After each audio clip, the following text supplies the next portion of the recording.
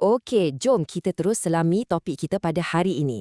Pernah tak anda dengar orang cakap perniagaan ni ibarat sebuah enjin? Di luar nampak berkilat, nampak hebat. Tapi sebagai pemerhati kewangan yang bijak, kita tak boleh sekadar kagum dengan cat luaran tu. Kita kena buka hood kereta dan tengok betul-betul macam mana enjin kat dalam tu beroperasi.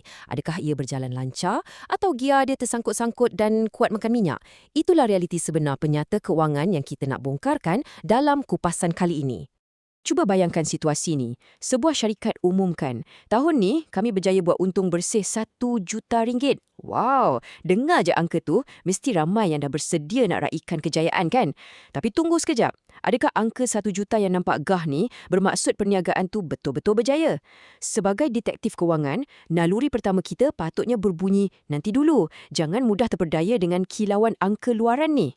Sebenarnya kita kena bezakan antara keuntungan mutlak iaitu jumlah dalam ringgit tu sendiri dengan margin keuntungan yang memberikan kita gambaran sebenar.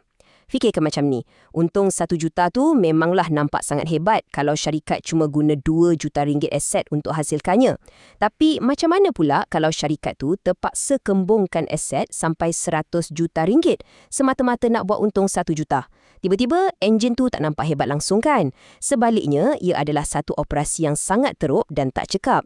Sebab itulah kita tak boleh nilai perniagaan dengan hanya memandang jumlah ringgit semata-mata. Jadi, dalam sesi kita hari ini adalah peta perjalanannya. Pertama, kita tengok lebih daripada sekadar angka keuntungan. Kedua, kita pecahkan 3 peringkat keuntungan. Ketiga, macam mana nak ukur pulangan aset dan equity. Keempat, kecekapan operasi. Dan kelima, rahsia kitaran tunai. Baiklah, mari kita mulakan dengan bahagian pertama, di mana kita perlu melangkah lebih jauh daripada sekadar melihat nombor keuntungan di permukaan. Untuk memahami perkara ini dengan lebih jelas, kita terus ke bahagian kedua iaitu menyiasat 3 peringkat keuntungan syarikat. Bayangkan penyata pendapatan ni macam satu corong tapisan. Kita boleh contoh syarikat Maju Berhad. Katakanlah jualan syarikat bermula pada RM1.2 juta. Di langkah pertama, kita tolak kos jualan langsung, macam bahan mentah. Apa yang tinggal adalah margin untung kasar sebanyak 40%. Maksudnya, dari setiap RM1 jualan, mereka simpan 40 sen. Agak bagus kan? Tapi enjin masih berjalan. Di langkah kedua, kita tolak pula belanja operasi, benda macam gaji staf, sewa bangunan dan kos pemasaran. Sekarang margin tu makin mengecil, tinggal 15% je sebagai margin untung operasi. Dan akhirnya, di langkah ketiga, lepas kerajaan tolak cukai dan bank tolak faedah pinjaman, kita dapat margin untung bersih sebanyak 10%. Maknanya, dari jualan 1.2 juta tadi, hanya 10 sen dari setiap RM1 yang betul-betul masuk ke dalam poket syarikat. Itulah realiti corong keuntungan kita. Sekarang, kita beralih ke bahagian ketiga pula. Bagaimana kita nak ukur sejauh mana aset dan equity ini betul-betul memberikan pulangan? Soalan paling kritikal untuk mana-mana pelabur atau pemilik adalah sejauh mana duit kita tu bekerja keras. Alat ukuran pertama, kita panggil pulangan atas aset atau ROA. Senang cerita, ROA ni macam kita mengukur kuasa kuda enjin perniagaan tersebut. Ia bagi tahu kita dengan semua aset yang syarikat ada, mesin, bangunan, inventory, duit tunai, sejauh mana semua benda ni produktif untuk hasilkan keuntungan bersih. Kalau kita tengok balik syarikat Maju Berhad, ROA mereka berada pada 8%. Apa maksudnya? Maksudnya, bagi setiap RM1 aset yang syarikat ini pegang, mereka mampu menjana 8 sen untung bersih. Makin tinggi peratusan ni, makin cekaplah syarikat tu memerah nilai dari aset mereka, tanpa perlu membazir menambah aset baru yang makan kos. Seterusnya, kita ada pasangan kepada ROA tadi, iaitu pulangan atas equity atau ROE. Kalau ROA mengukur keupayaan semua aset, ROE pula fokus hanya pada modal yang disuntik oleh pemilik dan pemegang saham. Tapi awas, di sinilah kita kena pakai topi detektif kita. ROE yang tinggi ni sentiasa perlukan siasatan. Boleh jadi perniagaan tu memang luar biasa hebatnya, atau syarikat tu sebenarnya sedang menanggung tahap hutang yang terlampau bahaya. Kalau modal mereka kecil sebab mereka pinjam terlalu banyak duit dari bank, ROE ini akan nampak tinggi secara palsu. Dalam kes syarikat Maju Berhad, ROE mereka adalah 15%. Angka ni sebenarnya sangat kukuh. Pemilik perniagaan mendapat pulangan 15 sen bagi setiap RM1 modal yang mereka letakkan ke dalam syarikat. Nampaknya modal mereka sedang bekerja dengan sangat baik dan memberikan pulangan yang berbaloi. Tapi, siasatan kita tak terhenti di situ. Kita teruskan ke bahagian keempat, iaitu melihat secara dekat kecekapan operasi perniagaan. Anda tahu tak, sesebuah syarikat boleh nampak sangat menguntungkan di atas kertas, margin pun cantik, tapi mereka masih boleh bungkus kalau gia operasi di dalam tu tersangkut. Untung atas kertas tak bermaksud tunai tu memang ada di tangan. Cuba kita periksa kecekapan maju berhad ni. Untuk inventory, stok mereka berpusing 5 kali setahun. Bermaksud, mereka memegang stok selama 73 hari.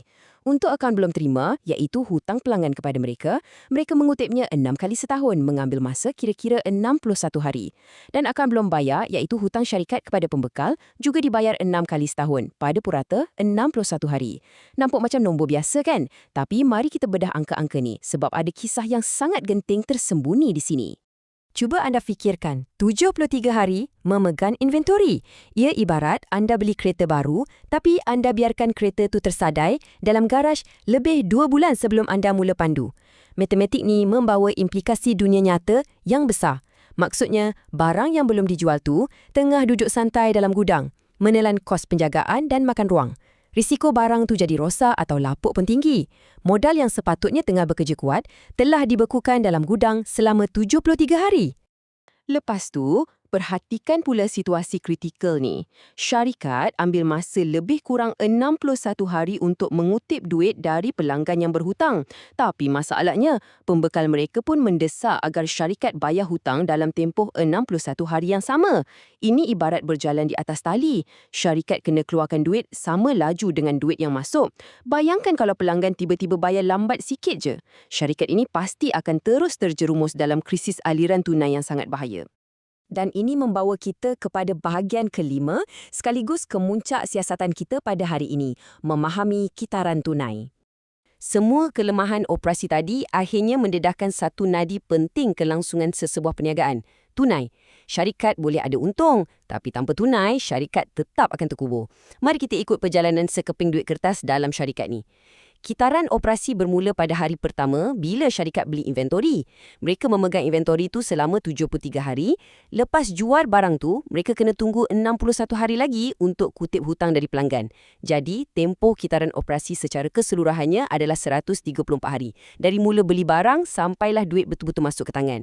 Tapi kejap, pada hari ke-61 tadi, syarikat dah pun terpaksa mengeluarkan wang tunai untuk bayar pembekal. Jadi pertanyaannya, antara hari ke-61 di mana duit keluar, sehinggalah hari ke-134 di mana duit masuk, dari mana datangnya duit syarikat ni?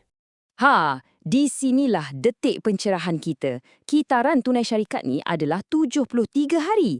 Angka ni datang dari 134 hari kitaran operasi ditolak dengan 61 hari masa mereka bayar pembekal. 73 hari inilah tempoh yang tepat di mana wang tunai syarikat benar-benar terperangkap di bawah hud operasi mereka. Duit tu mati di situ, terikat dalam bentuk barang di gudang dan hutang pelanggan yang masih belum dibayar. Semakin pendek angka kitaran tunai ni, semakin cepatlah sesebuah syarikat tu boleh menukar operasi mereka kembali menjadi wang tunai yang sebenar. Jadi, sebagai penutup kupasan kita kali ini, saya nak tinggalkan anda dengan satu pemikiran ini.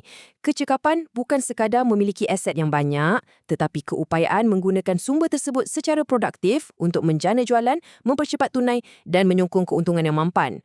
Oleh itu, apabila anda melihat perniagaan anda sendiri atau mana-mana syarikat yang anda rancang nak laburkan, tanyalah diri anda, adakah enjin perniagaan tu betul-betul cekap di sebalik tabirnya? Atau ia sekadar nampak berkilat di luar dengan janji-janji keuntungan semata-mata?